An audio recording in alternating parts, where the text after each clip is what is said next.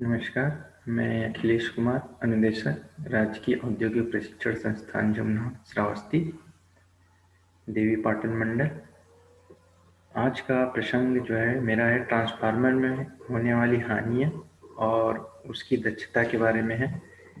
जैसा कि आप सभी लोग जानते हैं कि ट्रांसफार्मर एक स्टैटिक डिवाइस है। स्टैटिक डिवाइस मतलब उसमें कोई भी रोटरी पार्ट नहीं होगा। तो कोई रोटरी पार्ट न होने की वजह से ट्रांसफार्मर में लॉसेस कम होते हैं। उनकी लॉसेस कम होने की वजह से ट्रांसफार्मर की दक्षता काफ़ी ज़्यादा होती है। ट्रांसफार्मर के बारे में बेसिकली आप लोग जान रहे हैं कि ट्रांसफार्मर हाई वोल्टेज को लो वोल्टेज में या लो वोल्टेज को हाई वोल्टेज में कन्वर्ट करता है विद अ कांस्टेंट फ्रीक्वेंसी। मतलब एक वोल्टेज लेवल को दूसरे वोल्टेज लेवल में कन्वर्ट करेगा, लेकिन उसकी फ्रीक्वेंसी जो है स्थिर होगी। और ट्रांसफार्मर में हम लोग लॉसेस को कैलकुलेट करने के लिए हमको बेसिकली ये पता होना चाहिए कि हमने इनपुट पावर कितना दिया है और उसके रिस्पेक्ट में जो सेकेंडरी में है वो आउटपुट कितना हमें मिला है। सपोज दैट अगर किसी भी ट्रांसफार्मर में इनपुट पावर 100 वाट का है और आउटपुट पावर आपका 95 वाट है, यानी आपने 100 वाट इनपुट में तो दिया था लेकिन आउटपुट में आपको 95 वाट ही मिला, यानी 5 वाट का लॉस हो गया। तो यानी आपकी इफिशियंसी जो होगी वो 95% होगी। तो जो 5 वाट का लॉस है वही ट्रांसफार्मर लॉस कहलाएगा। अब हम बात करते हैं ट्रांसफार्मर में बेसिकली कौन कौन से लॉस होते हैं। जैसा कि मैंने आपको बताया था कि ट्रांसफार्मर एक स्टैटिक मशीन है जिसके कारण उसके अंदर वायु और घर्षण हानियां नहीं होती, विंडेज एंड फ्रिक्शन लॉस नहीं होता।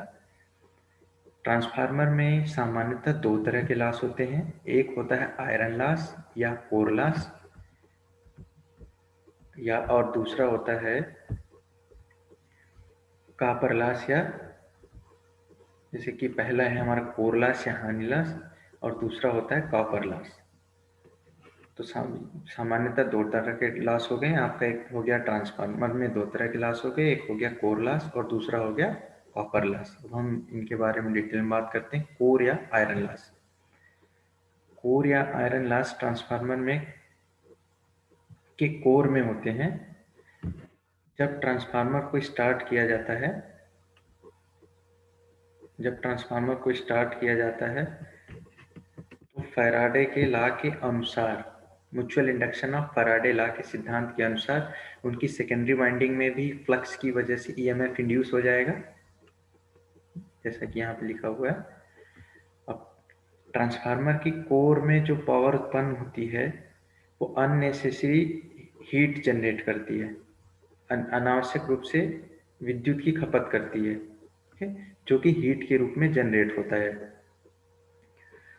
अब जो कोर लॉस है, कोर लॉस भी दो प्रकार के होते हैं। एक होता है हिस्टेरिसिस लॉस या हिस्टेरिसिस हानियाँ, और दूसरा होता है ईडी करंट लॉस। ये है हिस्टेरिसिस लॉस और ईडी करंट लॉस। अब हम इनके बारे में डिटेल में देखते हैं कि हिस्टेरिसिस लॉस क्या होती है।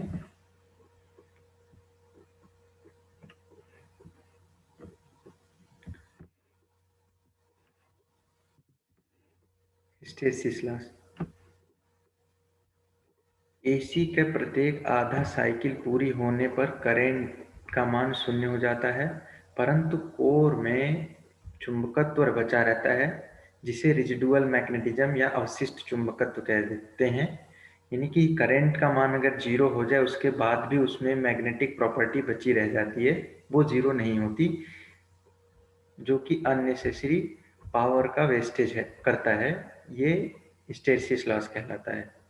हिस्टेरिसिस लॉस का मान कम करने के लिए हम लोग सामान्यतः सॉफ्ट आयरन का प्रयोग करते हैं। हम लोग हिस्टेरिसिस लॉस को मिनिमाइज कर सकते हैं, कम कर सकते हैं, लेकिन ख़त्म नहीं कर सकते, क्योंकि उसमें रेजिडुअल मैग्नेटिज्म कुछ न कुछ बचा रहता है। यहाँ पे स्पीकर के माध्यम से समझाने की कोशिश की गई है। ये वाला सिरा जो बचा हुआ है ये रेजिडुअल मैग्नेटिज्म है। इधर से इस तरफ से ये मान लीजिए उसमें कोर के अंदर करंट है, लेकिन कोर के अंदर करंट का मान, अगर करंट का मान 0 हो गया तब भी उसके अंदर रेजिडुअल मैग्नेटिज्म बचा रह जाता है। इसे BH कर्व के नाम से भी जानते हैं।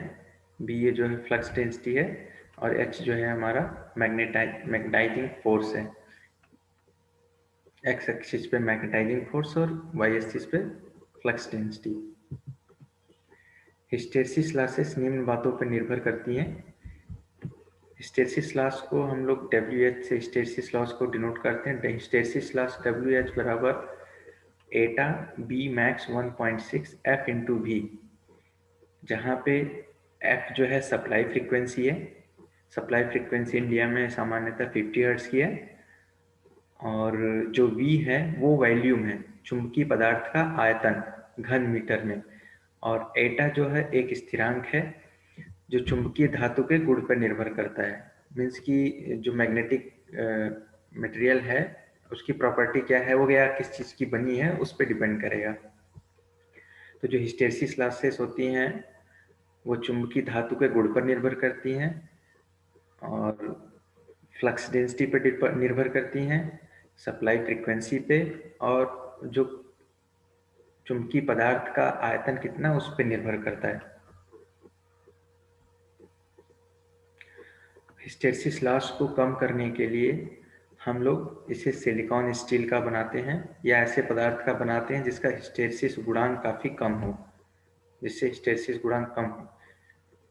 तो सामान्यतः ट्रांसफार्मर कोर में हम लोग सिलिकॉन स्टील या परमेलाइक का प्रयोग करते हैं जिनका हिस्टेरिसिस गुणांक काफ़ी कम होता है।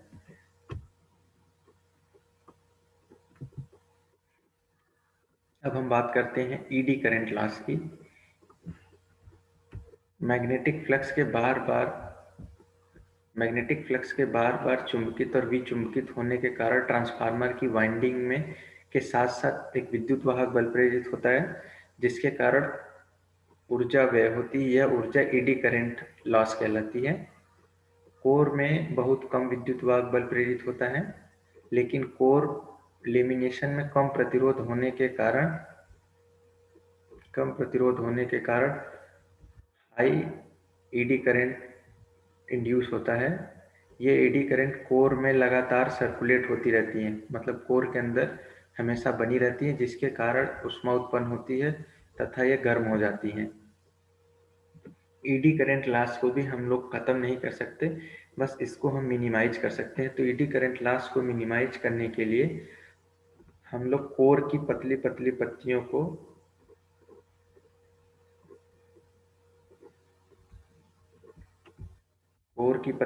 पत्तियों को जोड़कर हम बनाते हैं ताकि उसके अंदर ईडी करंट लॉस कम से कम हो। और इन पतली पतली पन्नियों के ऊपर हम लोग वार्निश की पतली लेयर को चढ़ा देते हैं, जिसके कारण कि मैग्नेटिक बल रेखाओं का पाथ छोटा हो जाता है और जो करंट है, ईडी करंट है, वो वीक हो जाती है। ईडी करंट के वीक हो जाने की वजह से इस ईडी करंट लॉस को हम लोग कम कर सकते हैं।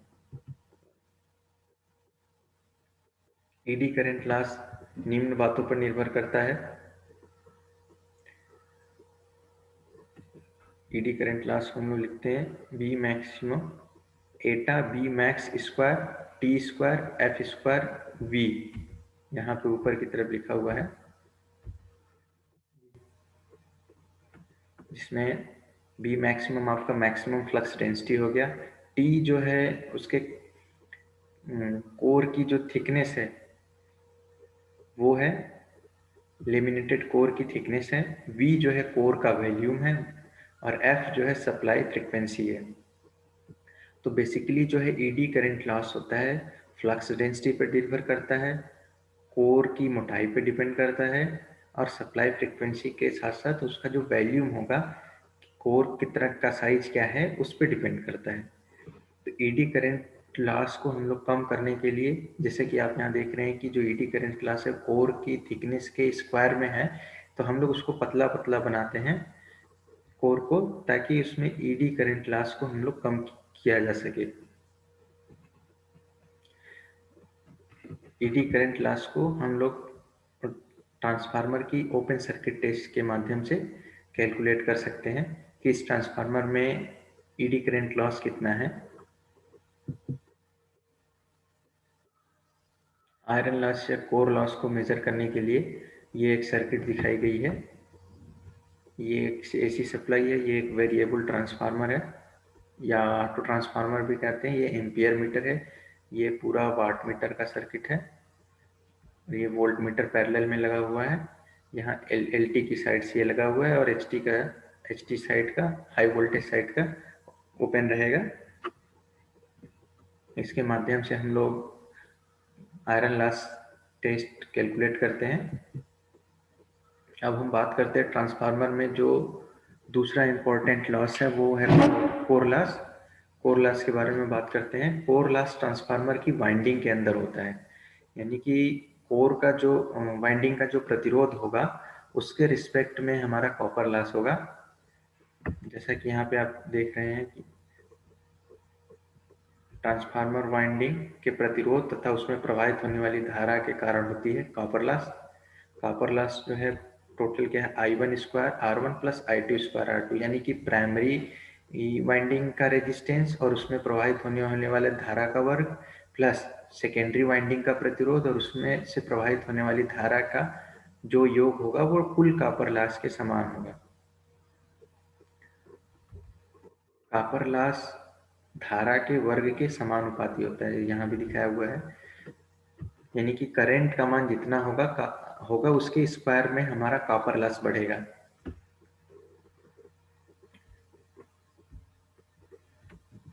करंट का मान ट्रांसफार्मर में दिए गए लोड पर निर्भर करता है, यानी कि उसका करंट का मान जितना होगा, लोड जितना होगा उसके रिस्पेक्ट में करंट होगा, उसी के रिस्पेक्ट में हमारा ये कॉपर लॉस भी होगा। यहाँ पे देखिए, लोड अगर आधा हो जाए तो 1/4 गुना हो जाएगा। यदि लोड 2 गुना हो जाए तो कॉपर लॉस 4 गुना हो जाएगा।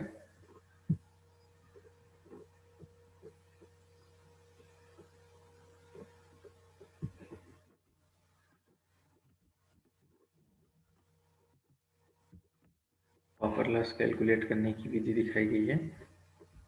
यहाँ एक ऑटो ट्रांसफार्मर है या वेरिएबल ट्रांसफार्मर, एम्पियर मीटर लगा हुआ है।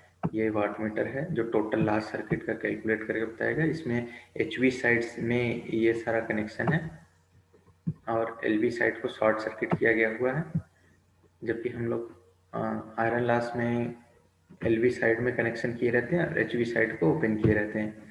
इस सर्किट के माध्यम से हम किसी भी ट्रांसफार्मर का कॉपर लॉस कैलकुलेट कर सकते हैं।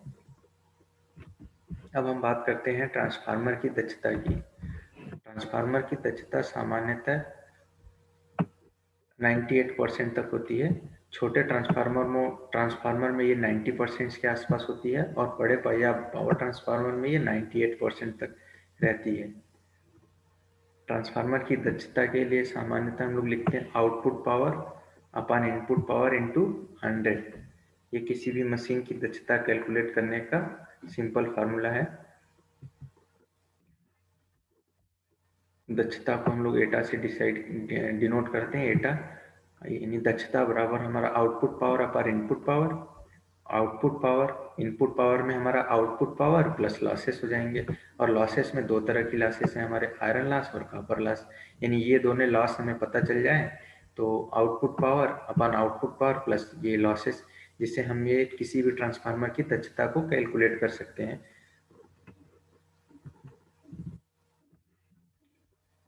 ट्रांसफार्मर की दक्षता के लिए एक शर्त होती है जिसमें ये कहा गया है कि आयरन लॉस और कॉपर लॉस समान होने चाहिए। दोनों का मान अगर समान है उसी कंडीशन में ट्रांसफार्मर की दक्षता सबसे ज़्यादा होगी। यहाँ पे लिखा ट्रांसफार्मर की दक्षता मैक्सिमम कब होगी, पी अपन पी सी, यानी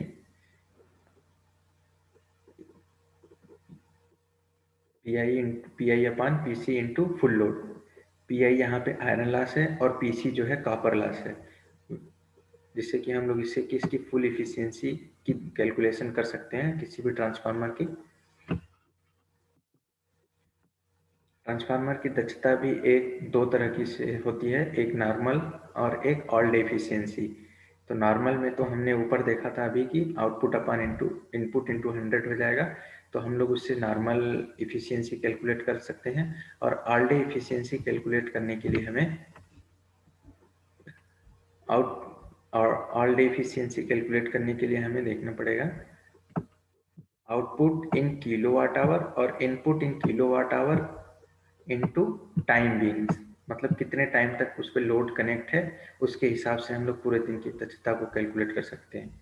जनरली एक ट्रांसफार्मर की पूरे दिन की दक्षता हमेशा सामान्य दक्षता से कम होती है, क्योंकि ऑल डे इफिशियंसी लोड के अकॉर्डिंग कैलकुलेट किया जाता है। और ज़रूरी नहीं कि किसी भी ट्रांसफार्मर या डिस्ट्रीब्यूशन ट्रांसफार्मर में सेकेंडरी पे कंटिन्यूस 24 आवर्स लोड हो ही। ट्रांसफार्मर की पूरे दिन की दक्षता में डिस्ट्रीब्यूशन ट्रांसफार्मर की वाइंडिंग हमेशा, प्राइमरी वाइंडिंग हमेशा एनर्जाइज रहती है, यानी इनपुट सप्लाई से वो हमेशा कनेक्ट रहती है, लेकिन उसकी सेकेंडरी वाइंडिंग में दिन के अधिकांश समय तक नो लोड अवस्था रहती है। और ट्रांसफार्मर में पूरे दिन आयरन लॉस होता रहता है।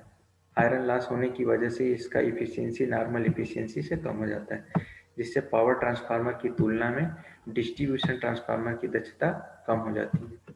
यानी सेकेंडरी वाइंडिंग पे लोड अगर नहीं है तब भी आयरन लॉस कंटिन्यूस, यानी कोर के अंदर जो हीट है उसकी रेजिस्टेंस की वजह से वो कंटिन्यूस होता रहेगा। और जो कॉपर लॉस है वो तभी होगा जब सेकेंडरी वाइंडिंग लोड के साथ कनेक्ट होगा। एक इम्पॉर्टेंट टर्मिनोलॉजी है वोल्टेज रेगुलेशन। वोल्टेज रेगुलेशन वो चीज़ें हैं जो ये बताती हैं कि अगर नो लोड कंडीशन में प्राइमरी वोल्टेज और सेकेंडरी वोल्टेज का क्या रेशियो है, और लोड कनेक्ट करने के बाद प्राइमरी के रिस्पेक्ट में सेकेंडरी में कितना वोल्टेज चेंज आए, ये वोल्टेज रेगुलेशन कहलाता है। किसी भी सिस्टम का वोल्टेज रेगुलेशन वही अच्छा होता है जिसमें इनपुट और आउटपुट में वोल्टेज में कोई वेरिएशन ना हो, या वो लोड पे हो या विदाउट लोड पे हो। लेकिन ये ऐसा संभव नहीं है। लो ट्रांसफार्मर में 2 से 5% तक लोड वोल्टेज रेगुलेशन रहता ही रहता है। वोल्टेज रेगुलेशन को हम डिफाइन कैसे करते हैं? वोल्टेज रेगुलेशन बिना लोड की स्थिति में secondary voltage minus full load की स्थिति में सेकेंडरी वोल्टेज इंटू 100 अपान फुल लोड की स्थिति में सेकेंडरी वोल्टेज। इससे हम लोग वोल्टेज रेगुलेशन कैलकुलेट करते हैं किसी भी ट्रांसफार्मर का। छोटे ट्रांसफार्मर में वोल्टेज रेगुलेशन 2 से 5% होता है, और बड़े ट्रांसफार्मर में ये लगभग 1% या उससे कम होता है। यानी कि अगर आप इनपुट में 100 वोल्ट दे रहे हैं, डिस्ट्रीब्यूशन ट्रांसफार्मर की बात कर रहा हूँ मैं, इनपुट में अगर आप 100 वोल्ट दे रहे हैं तो उसके रिस्पेक्ट में 2 से 5 वोल्ट तक सेकेंडरी वोल्टेज वेरी कर सकता है अगर हम लोड से कनेक्ट करते हैं तब। और पावर ट्रांसफार्मर के केस में ये 1 वोल्ट या उससे कम ही रहेगा। मीन्स उसका जो टोटल इनपुट वोल्टेज होगा उसका 1% या उससे कम रहेगा।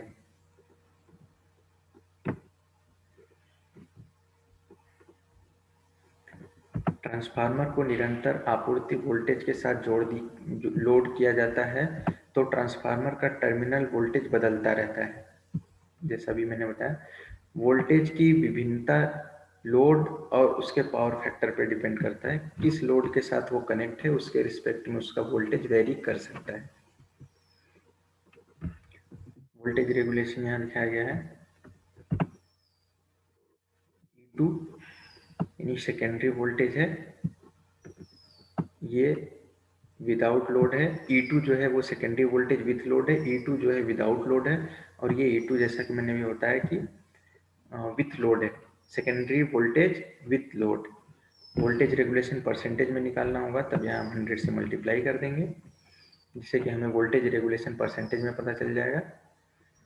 तो आज हमने ट्रांसफार्मर के लॉसेस और उसकी दक्षता में हमने ये सीखा कि ट्रांसफार्मर में कौन कौन से लॉसेस होते हैं, उन्हें कैसे कैलकुलेट किया जा सकता है, ट्रांसफार्मर का लॉसेस कम क्यों होता है मोटर के रिस्पेक्ट में, ट्रांसफार्मर में लॉसेस को मिनिमाइज कैसे किया जा सकता है, ट्रांसफार्मर की दक्षता क्या होती है या उसकी अधिकतम दक्षता कितनी हो सकती है, उसकी दक्षता को हम लोग कैसे कैलकुलेट कर सकते हैं, दक्षता कितने प्रकार की होती है, वोल्टेज रेगुलेशन क्या है, उसका इम्पोर्टेंस क्या है। इन सभी चीज़ों के बारे में हमने इस प्रसंग में अध्ययन किया। ये उनके संदर्भ है जहाँ से मैंने इन कंटेंट्स को लिया है। बहुत बहुत बहुत धन्यवाद आप सभी लोगों का। उम्मीद करते हैं यह वीडियो आपके लिए लाभदायक होगा।